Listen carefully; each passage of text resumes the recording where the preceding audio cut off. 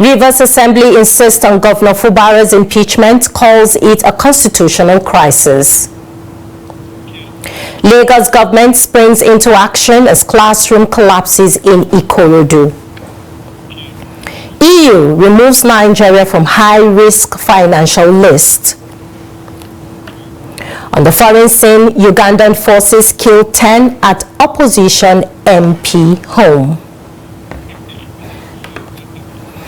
Hello and welcome to News Hour on Trust TV. I am Maimuna Bagudu. We begin with politics in Rivers State, where political crisis has escalated as the State House of Assembly resumes impeachment proceedings against the governor and deputy governor. Lawmakers insist the matter is constitutional, not political, alleging that the executive arm has violated the law. The report. Rivers State peace accord are becoming increasingly difficult to ignore. Despite public display of reconciliation, political watchers say the truce between governors and the impeachment process returned to the floor of the Rivers State House of Assembly today. Speaking to journalists, the leadership emphasized that the proceedings are based on constitutional obligations, not personal or political disagreements. They claim the governor has repeatedly ignored the rule of law and previous agreements, prompting lawmakers to act. In a bid to gain or win sympathy for the governor or deputy governor, many who do not mean well for Rivers State or democracy simply reduce everything to disagreement between our political leader and the governor. The real problem is that the governor and his deputy are at war with the ground norm, the constitution, just to achieve their political goals. We urge the good people of Rivers State to read the notice of allegations against the governor and the deputy governor. We are convinced that they would understand better situation and the context of our own position. Lawmakers also allege that the executive deployed media aids to launch attacks against the legislature is an attempt to intimidate members into abandoning the process for a third time. During the pendency of this appeal, we found out that the governor and the deputy governor, they have all employed their media boys and aides to continuously attack the Rivers State House of Assembly instead of seeking for the political solution which we offered. It is on this basis that I, Honorable Silvanus Wankwo, and my fellow colleague here, Honorable Peter Abe, is saying that the impeachment proceedings should continue. Regrettably, the governor and deputy governor have sent signals to us that they are not prepared to retrace their steps and govern in line with the constitution. They are adamant. We are now convinced that their strategy is to intimidate us into withdrawing the impeachment process for the third time while they continue their infractions on the constitution and the law. They are insisting that others will come and we will not perform the oversight function like other state legislation in the federation. The House condemned attempts to portray the constitutional dispute as an ethnic or tribal issue, warning that such narrative threatens national unity.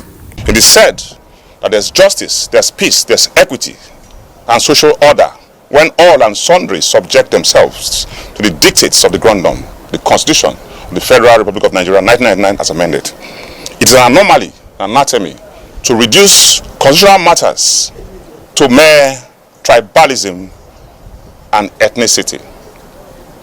If all of us want peace, if we want justice, if we want a society that is ordered, then we must be subject to the provisions of the Constitution of the Federal Republic of Nigeria. After deliberations, a vote was conducted on whether the impeachment investigation should proceed. 25 members voted in favor, with none against and no abstentions. Those in favor that the investigation should proceed are 25 in number. Against, nil. Abstention, nil. Distinguished colleagues, by this voting, the Rivers State House of Assembly has resolved that investigations against allegations of gross misconduct leveled against His Excellency Sir Fubara governor of Rivers State should proceed to the next level, which is investigation, and by virtue of Section 188, subsection 5, I will ensure that the resolution of this House is immediately communicated to the Chief Judge of Rivers State. The Chief Judge is expected to constitute a panel to investigate the allegations, marking the next phase of the constitutional impeachment process. Now, the Rivers State government has denied reports that Governor Siminalayi Fubara has been formally served with an impeachment notice by the State House of Assembly. The governor's special advisor, Darlington Orji, said Fubara has not received any official communication regarding impeachment, adding that he only became aware of the move through media reports. Orji explained that the House had earlier announced it will proceed on recess and reconvene around January 28, 2026, but later held an emergency sitting outside the agreed schedule. He noted that the governor was not in the state at the time of the sitting, dismissing claims that Fubara deliberately avoided the assembly or fled to evade impeachment. According to him, the governor has nothing to hide and is not afraid of any lawful process, insisting that reports of an impeachment notice being served are inaccurate. Still in Rivers State, a Rivers State High Court in Oyibo, Port Harcourt on Friday issued an interim injunction stopping the Speaker of the House of Assembly, Martin Amiewole, and two others, including the clerk, from sending any correspondence to the state chief judge regarding impeachment proceedings against Governor Siminalayi Fubara and Deputy Governor Ngozi Odu. The court also barred Chief Judge Justice Simeon Amadi from receiving, considering or acting on any impeachment request, resolution, or related document from the defendants for 7 days. Presiding Judge Justice F.A. Fibiresima granted leave for the claimants to serve the interim order and related court documents at the gate of the Assembly quarters and on the Chief Judge through judicial staff. The case was adjourned to January 23, 2026 for further hearing. Now, despite the court order, the Assembly resolved to continue impeachment proceedings on Friday. The political atmosphere in Rivers State remains tense as the much-publicized peace deal between the Minister of the Federal Capital Territory, Nyesom Wike, and Governor Siminalayi Fubara shows signs of strain, while stakeholders continue to urge restraints. Fresh allegations suggest external political interest may be worsening the crisis. Trust TV's report examines the growing cracks in the accord and the wider national implications. The cracks in Rivers State Peace Accord are becoming increasingly difficult to ignore. Despite public display of reconciliation, political watchers say the truce between Governor Siminalayi Fubara and his predecessor, Nyesom Wike, remains fragile. Security expert Jackson Lekonju described the situation as a familiar pattern in Rivers politics, one rooted in a circle of loyalty and betrayal that continues to resurface. When you look at it, studying from the period of Ada Judge, at the end of the day, Odili took over power. You understand? He fought Ada Judge, and at the end of the day, Rotimi Amechi took over power because of the kill-leg frame of Obasanjo that time. Rotimi Amechi was not in good time with Odili, and Odili took over at the end of the day. Nyesom Wike took over power after Rotimi Amechi. He was not in good time with Rotimi Amechi, and eventually Siminalayi Fubara took over after 8 years from Nyesom Wike. What happened? They are not in good time up till the date. Amid rumors that Governor Fubara is being remotely controlled by political forces in Abuja, Lekojo dismissed such claims, insisting the governor remains firmly in charge of his administration. On the streets of Port Harcourt, residents say they are closely observing recent political developments and alignment within the state. I think Sim Fubara, the governor of Rivers State, has done the right thing, because PDP was already a sinking boat. And there is nobody that wants to remain in a sinking boat. If you still want to continue with your journey, then definitely you have to jump out of the boat. The camp of the governor to APC, I am highly disappointed, and in fact it reminds those who are interested in voting that they should no longer put their trust in the person they are following. They cannot disappoint them anytime. It's a game of interest. You understand? So I hear people they talk say this and that, this and that.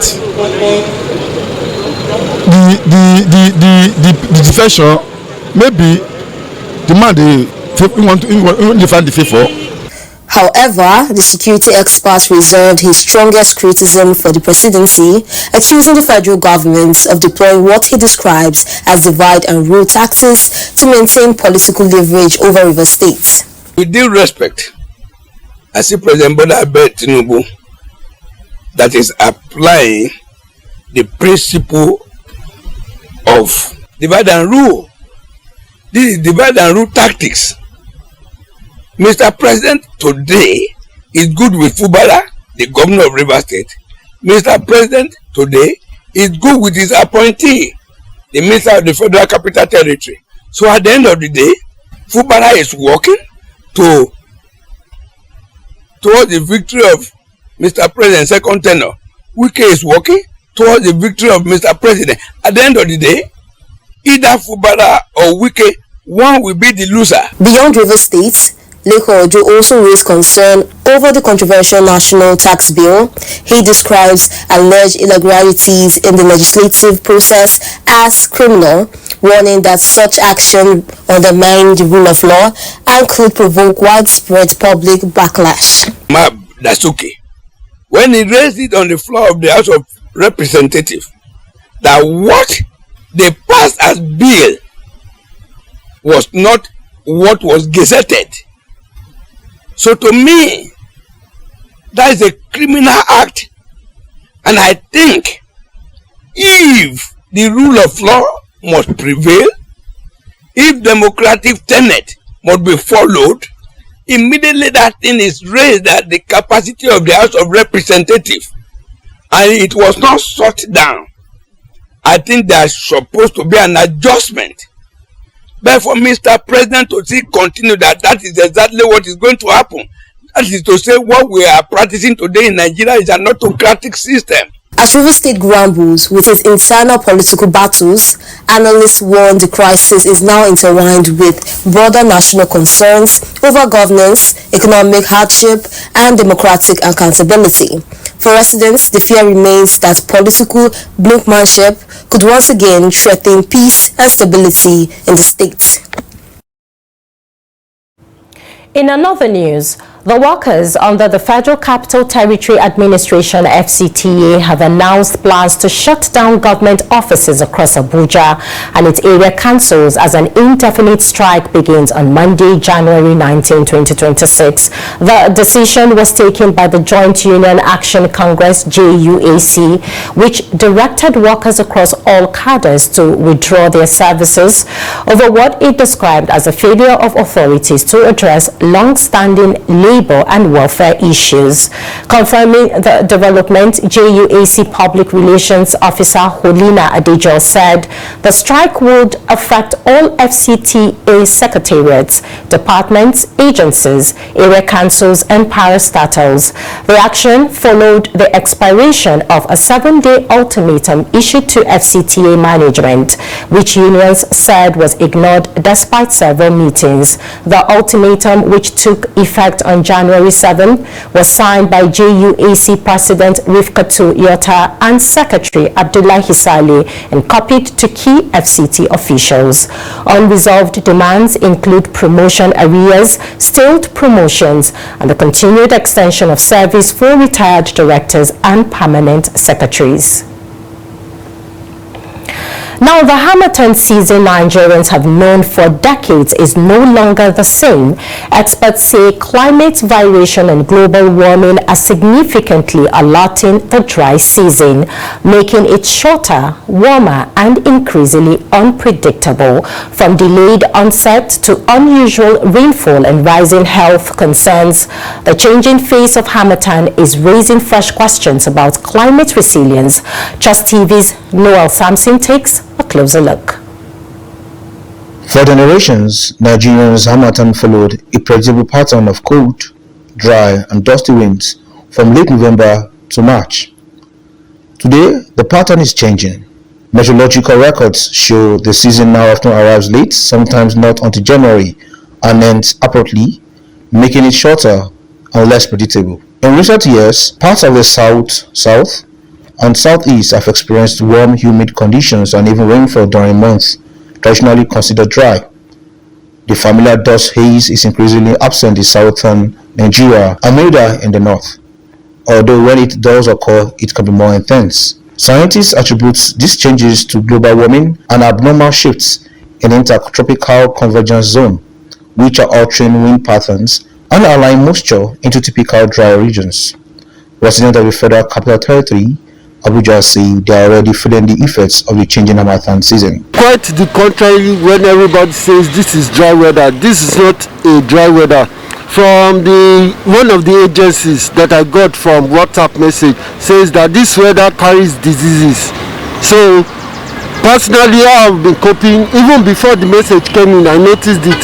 So at night, each time I put on the fan and AC, or the fan, no AC, the fan, my throat gets dry, and in the morning, if I don't drink water, my throat is like I'm parched inside. So I force my spit down. So each time I wake up in the morning, I drink water. Before I go to sleep, I'm always with water beside me in my bed to drink water. This school is not friendly because the people in charge of climate are spreading the news around that we must be careful to take care of ourselves in this season because it's going to cause so many sicknesses and diseases that we should be cautious of the season so that we cover ourselves very well, take hot water, and then close our windows, don't expose your food, and then you are good to go. Whether I come late or I come on time, the issue is that this climate change affects everything, including human beings themselves. There is nothing new that we can say about it. But the changing Harmattan is not only affecting individuals, it is also impacting businesses. Speaking to Trust TV, Prince Arize, a deep seller, explained how the altered weather pattern has affected his livelihood. That's the very weather where we use the need is weather. Is another thing for the business now. Like if it's before, this weather, this season, especially this January, nice weather now be the season. But now you buy that sweater based on say nice season you no go sell them because the weather is not normal again. These changes come with serious public health implications. Rising temperatures are increasing the risks of heat stress, while shifting humidity levels are altering disease patterns, including the spread of malaria-carrying mosquitoes. People living with respiratory conditions are also more vulnerable to dust-related complications. Medical experts advise Nigerians to adopt by staying hydrated, reducing exposure to dust, using face masks when necessary, and seeking early medical attention, especially for respiratory symptoms. We know that this weather too can cause a lot of skin manifestation. Like it even affects every part of our body, like from head to toe, down from the head. It will cause dryness of the hair. So that's why I would advise women to not make very tight braids, or even if you want to do, just moisturize properly. Basically what we need to do for our body, for our skin during this weather is moisturizing. Moisturize your skin because we all know that Harmattan will cause dryness.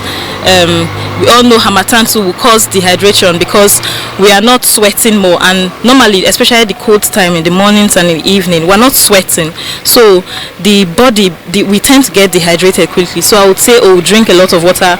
A lot of us don't like drinking water normally, so take fruits like watermelon, fruits that contain like a lot of water in it. As climate change continues to reshape Nigerians' weather systems, understanding and adapting to the new realities of harmattan may be critical, not only for public health, but also for long-term environmental sustainability.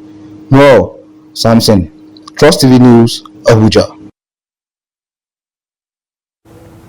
Now, the Lagos State government has expressed concern over the collapse of a bungalow classroom block at Odokekere High School, Ikorodu, assuring the public that no life was lost in the incident. In a statement by the Special Committee on Rehabilitation of Public Schools, the government described the incident as unfortunate but confirmed that all students were safe and unharmed. The committee explained that the affected structure had already been marked for demolition under an ongoing plan to replace old buildings with more durable facilities to accommodate rising enrollment. Governor Babajide Sanwo-Olu has directed that students affected by the collapse be relocated to nearby schools to ensure uninterrupted academic activities. Now, residents of Ibadan have called on the state government to stop demolishing properties belonging to individuals not affiliated with the ruling party, stressing that such actions could undermine peaceful coexistence and social-economic growth. The call came amid protest over the demolition of a structure belonging to former Oyo State Deputy Governor, Engineer Rauf Olaniyan, on Wednesday. The report. Protesters cautioned the state government against targeting structures of respected individuals simply due to political differences. They expressed concern that such demolitions may be perceived as political vendettas, potentially undermining the country's democratic health. The Oyo State government, through its Commissioner for Lands, Housing and Urban Development, Mr. Williams Akinfunmilayo, dismissed claims of political bias. He explained that the fence of the affected building was obstructing free flow of traffic onto a neighboring expressway and was removed only after official notice was served to Engineer Olaniyan.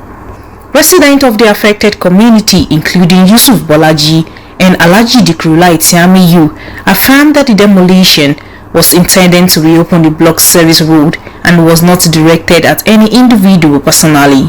What you can attest to is something even visible to the blind anyway.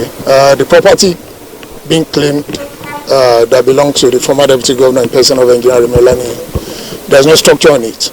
We only have about 2 or 3 tar boilers there, which are equipment for road construction.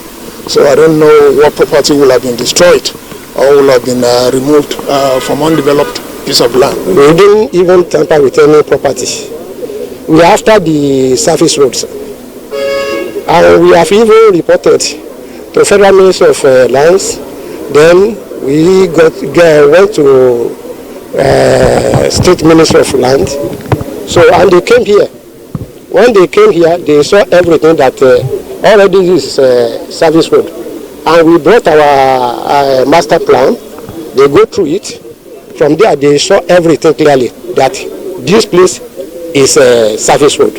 Recall that in 2025, the Oyo State government established the new Town and Cities Development Agency to oversee community development and ensure orderly urban planning across the state. Now, the Supreme Court has upheld the conviction of Aminu Sule Lamido, son of former Jigawa State Governor Sule Lamido, over failure to declare $40,000 while traveling out of Nigeria. In a collective judgment delivered on Friday, January 16, 2026, a 5-man panel of the Apex Court dismissed Aminu's appeal, affirming earlier rulings of the Federal High Court Kano and the Court of Appeal Kaduna. The court held that the appeal lacked merit and upheld Aminu's 2015 conviction by the EFCC for false declaration of foreign currency at the Malang Aminu Kano International Airport. The trial court has ordered the forfeiture of $10,000 representing 25% of the undeclared sum to the federal government. Just delivered in which case? In the case of okay. Well, Lamido and Mustafa Lamido, the other one have not been delivered yet. As one they have said that we should go back and continue the trials in the High Court. That's the essence of what they said. So we are going to call our witnesses in defense of our claim. That's just all. Nothing more, nothing less. Okay. Yes. Which one is next? Yes, that's the delivered. So that too that this one to do with 1.40 something. It's not even true. The real amount they say 750 million. I don't know why you press. You are not the ones that we have. Well, but if you look at the charge, it's 750 million. Now, internally displaced persons living at Wulari camp in Maiduguri have appealed to the government to resettle them back in their ancestral communities. They are also calling for the provision of essential social amenities, including healthcare and educational facilities. Borno State has endured years of insurgency, and in recent years, the state government has begun resettling IDPs in communities where peace and stability have been restored. In this report, Trust TV's Bitrus Kurutsi visits Wulari to examine the living conditions of the displaced persons.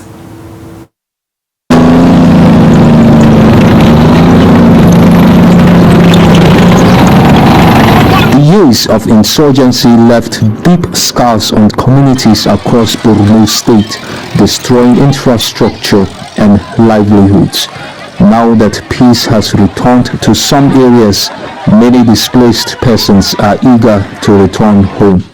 At Wulari IDP camp, residents say they face harsh living conditions with limited access to health care and educational facilities for their children. They are appealing to the government for urgent intervention. I'm one of the IDP residing at Camp Santa since 2014.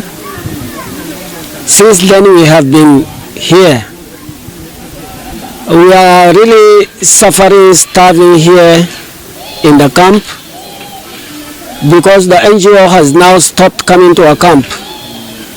Since 2014-15, the NGO has stopped since 2023. After this time, there is no intervention. More especially, particularly myself now, I have a lot of problems. I have diabetics, very chronic diabetics. I have ulcer. I have uric acid and glaucoma. I always have been admitted in specialist hospital several times. Since 2014 to this date, we are tired for living in this camp.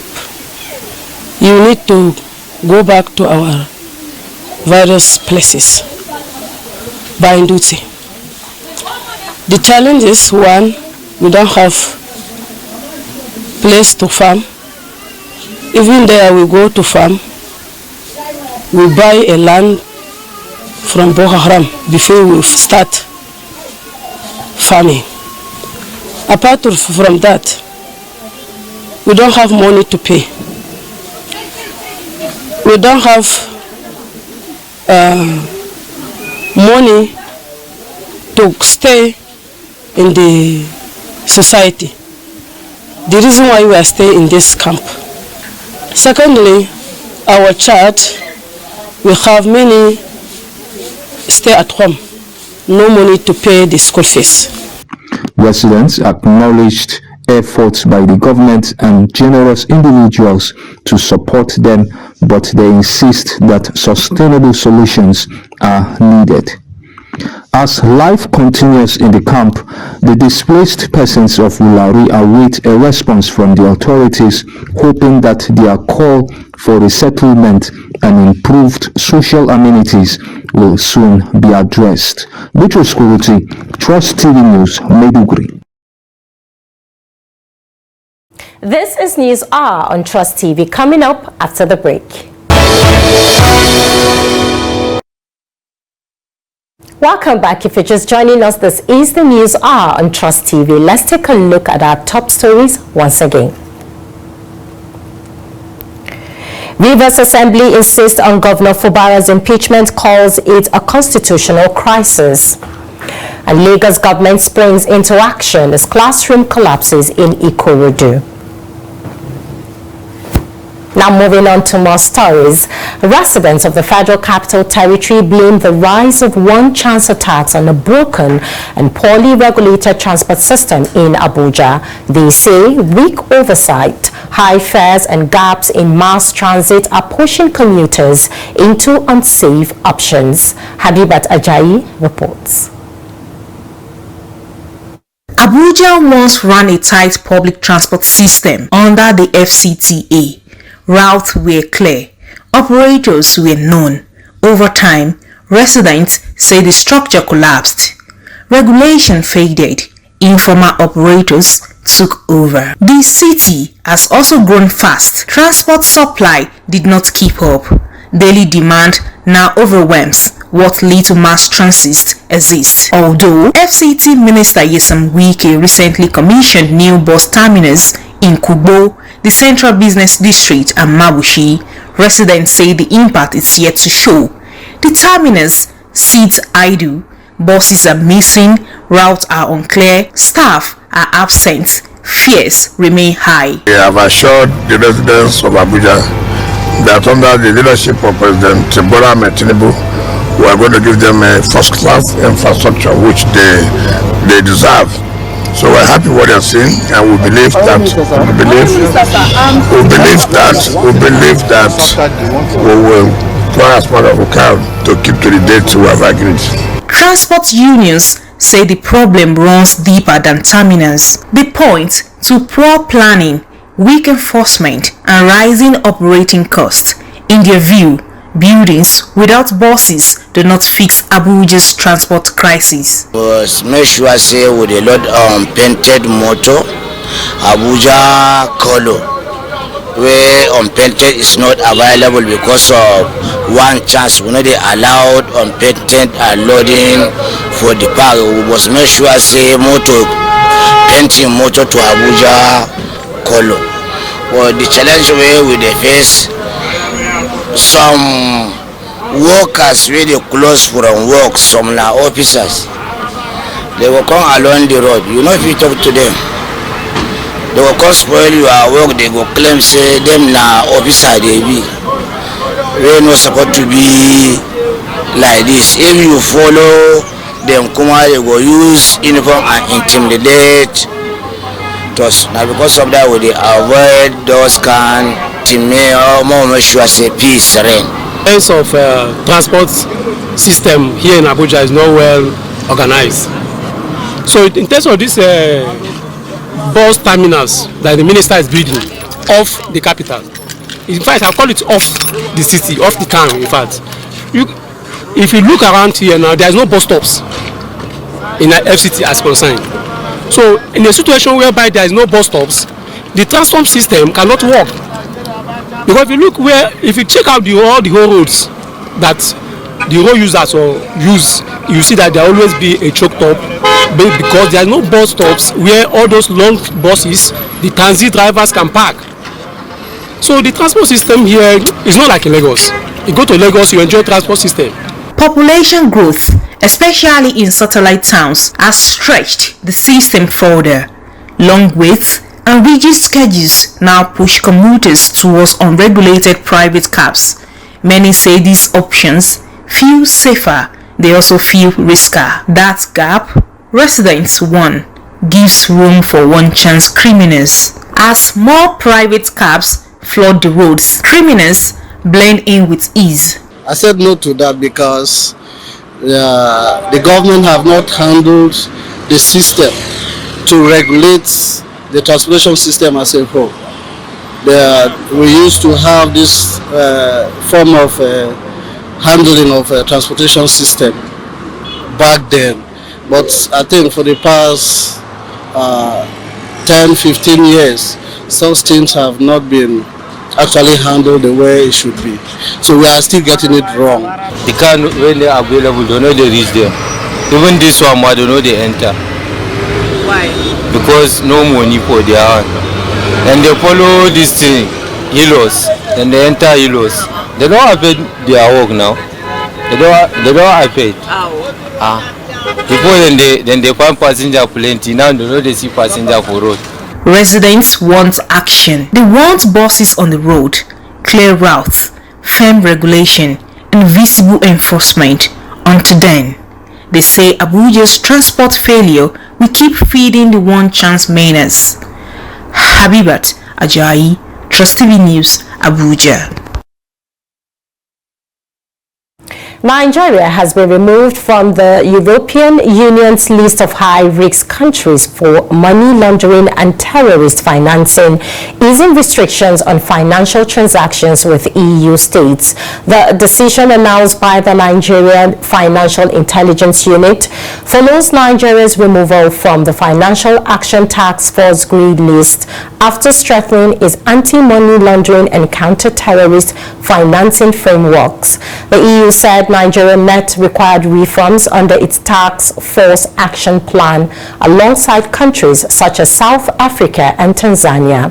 The Nigerian Financial Intelligence Unit CEO Hafsat Bakari described the delisting as a validation of Nigeria's financial sector reforms.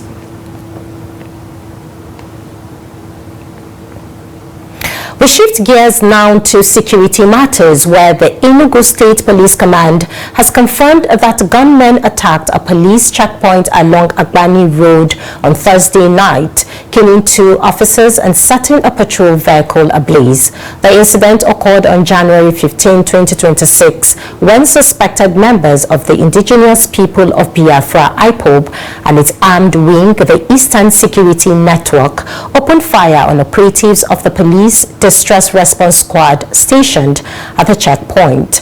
During the gunfight, the police vehicle was engulfed in flames and 2 officers sustained critical injuries.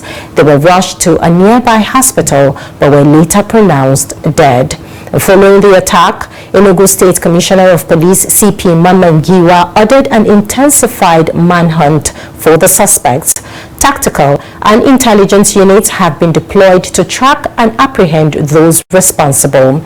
Police also recovered a Lexus 330 SUV reportedly stolen by the attackers and used in the assault. The vehicle bore multiple bullet holes from the exchange of fire. Now, a 19-year-old driver in Sinkang, Okong, has been arrested by police in Edo State after a high-speed chase left 3 officers injured. The incident, shared widely on social media, involved Okon driving a heavily tinted vehicle with no license plates. Officers first attempted to stop him, but he recklessly collided with them, injuring 3 persons. 2 officers have since been discharged from the hospital, while the 3rd remain under medical care. According to the Nigerian Police Force Public Relations Officer CSP Benjamin Hundeyin, Okon's rampage also damaged other vehicles before authorities successfully intercepted and apprehended him. A search of Okon's vehicle revealed substances suspected to be hard drugs, prompting further investigations.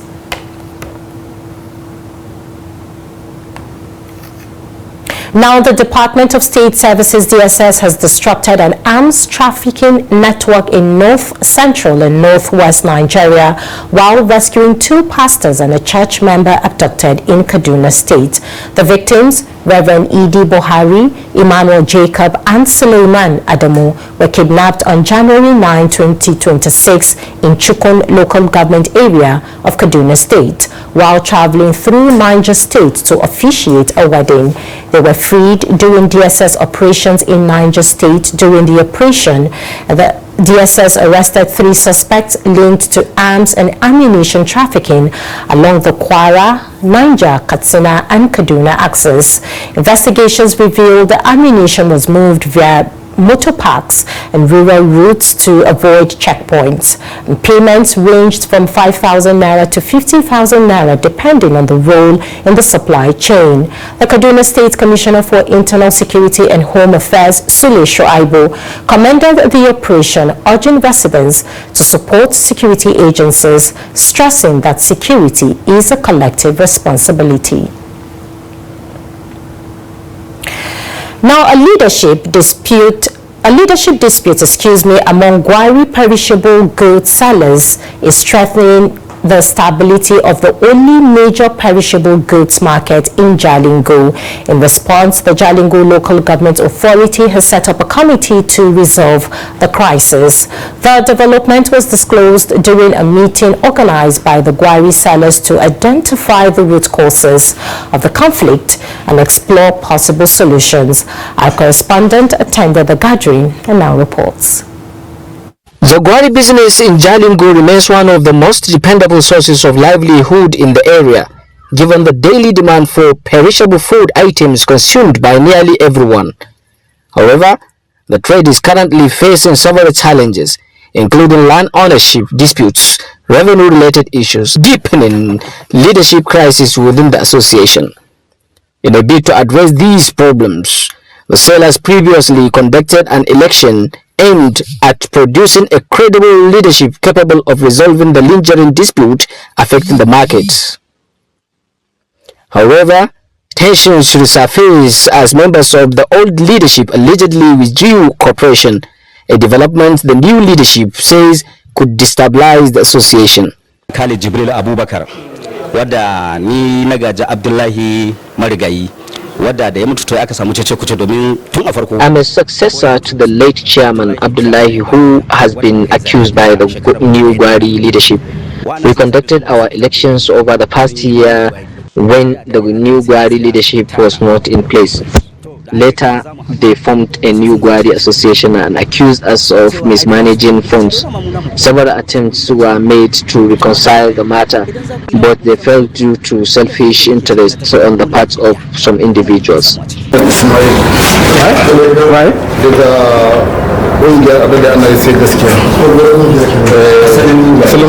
My name is Muhammad Ismail from Adade Anaise Gaskiya. What I want to advise the committee is to focus on the reason we are here. There is no need to narrate the entire history. You already know everything. The purpose of this gathering is to find a way to unite ourselves and become one. If that is not possible, then everyone should go their separate way. Also speaking, a member of the Board of Trustees of the Gwari Sellers Association, Musa Ahmed Umar, said the election was conducted transparently and initially accepted by all parties before some members later refused to cooperate. He called for unity, warning that government intervention may become inevitable if the crisis persists. Da yake ji a gari kuma har yanzu ita ce ni a gani na in har da gaske sulhun za a yi ko anan za a yi sulhu menene mulki. We want them to come together and work as one, just as they have done for the past 50 years. We do not really understand what brought about this conflict in just a few years, especially with so many issues now overshadowing the unity they once had. The local government does not support what is happening. We want them to understand that in any activity, especially business, there must be leadership. Therefore, the local government committee has given both parties 24 hours to reconcile. If they fail to do so, the government will take a decision on the matter.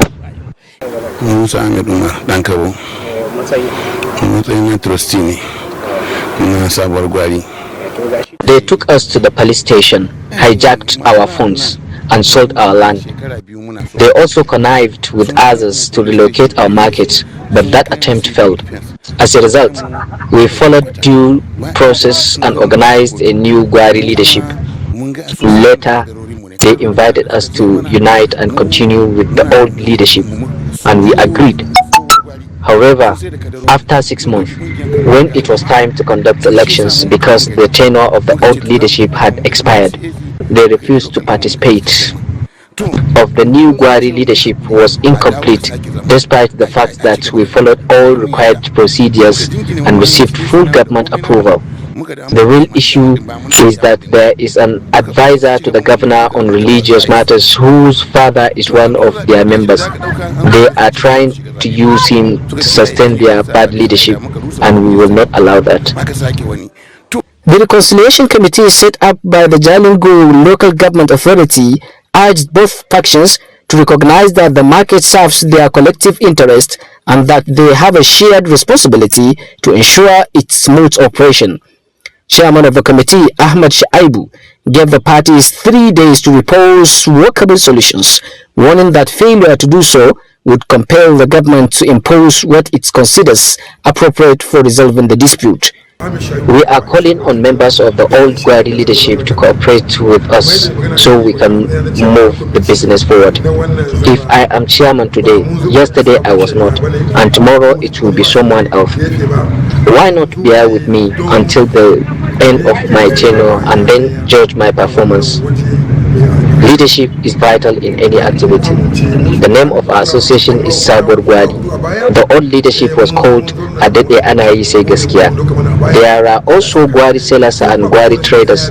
That means the association has 3 different names and we do not know which one is officially registered. The meeting was conducted in a peaceful atmosphere. And now in business, Nigeria's headline inflation rate rose to 15.15% in December 2025, up from 14.45% in November, according to the NBS. And despite the monthly increase year-on-year, inflation declined compared to December 2024 due to a new base year, indicating easing price pressures. Month-on-month, inflation slowed to 0.54% from 1.22% in November. Food inflation eased significantly to 10.84% year-on-year, driven by lower prices of staples such as tomatoes, garri, eggs, and grains. Urban inflation stood at 14.85%, while rural inflation declined to 14.56%.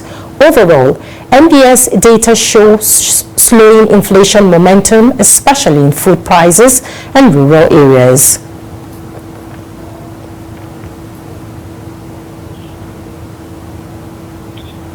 Now away from Nigeria, a senior Ugandan opposition figure has alleged that security forces stormed his home during Thursday's general elections, killing 10 members of his campaign team. The opposition lawmaker Kivumbi said the attack occurred after hundreds of supporters gathered at his residence following the close of voting. He described the incident as devastating, saying he was emotionally broken by the killings. According to his wife, Zahara Nampiro, a law professor, campaign agents fled into a garage when security forces entered the compound. She alleged that officers fired through the garage door, killing 10 people who were hiding inside.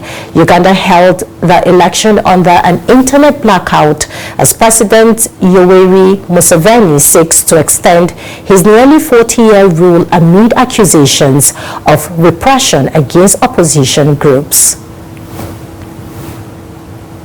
For sports updates, let's join Adeni Ajishafe.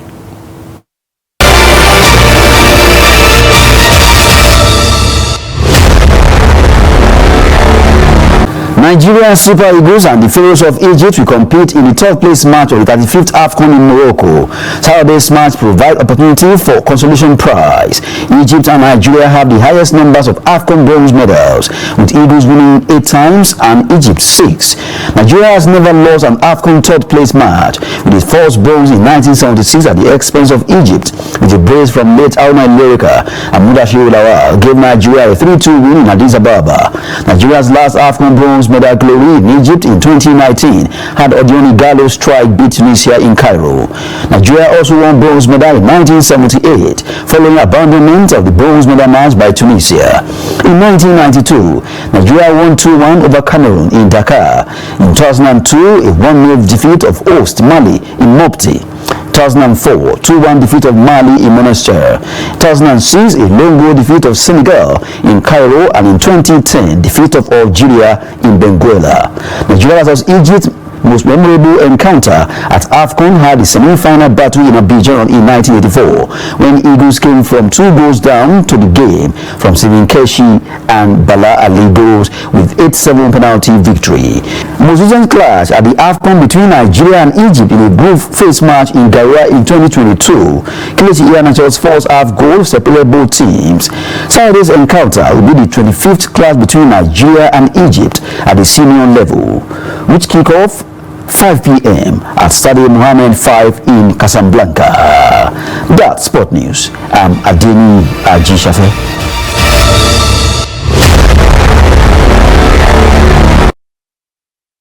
Well, that's the end of News Hour on Trust TV. Follow us on all of our social media platforms and subscribe to our YouTube channel for more news. I am Mimena Bagodo. Thanks for watching. Have a great weekend and good night.